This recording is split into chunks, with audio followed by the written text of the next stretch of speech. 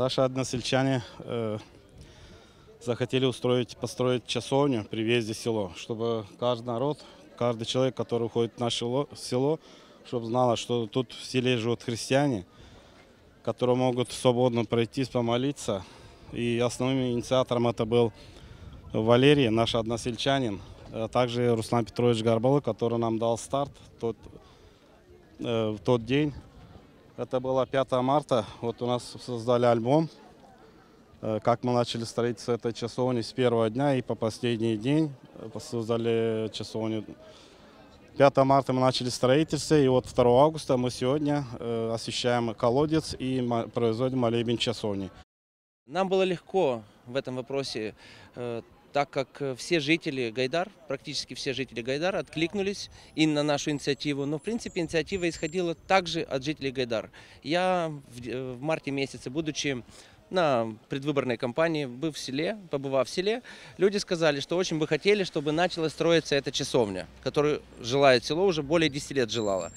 Мы откликнулись, наше социальное движение Бирликтя Элик откликнулось, были первыми инициаторами, кто начал процесс строительства. И буквально через определенное время подтянулись бизнесмены, подтянулись жители села, подтянулась примария. И совместно, все вместе мы сегодня видим результат нашей совместной работы. Было действительно легко, так как ни один человек не остался равнодушен, не остался в стороне. И в принципе для нас, для нашего движения, это самая идеальная работа, когда совместно. Я вообще сам родом из Баурчина, так как сложилась судьба, я женился здесь, у меня супруга с Гайдара, и как-то постоянно проезжали с этого места, и колодец был просто брошенным, и, в принципе, была такая давно в голове мысль, чтобы здесь, как бы восстановить колодец, но надо что-то рядом еще сделать. Ну и дополнили тем, что был покров защиты этому селу, сделали вот эту прекрасную часовню усилиями всех сельчан, вот.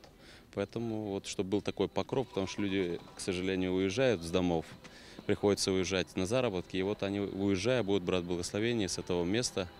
Мы особо подчеркнули именно образом Пресвятой Богородицы Иверской с Афона, так как я тоже очень связан с Грецией с Афоном. Она является портаитисой, то есть вратарницей Афона. Ну и здесь она стала вратарницей этого села. Но вообще часовня посвящена пророку Божию Илью, так как это было изначально решено настоятелем этого села. Сегодня большое событие в нашем селе. Сегодня день пророка Ильи.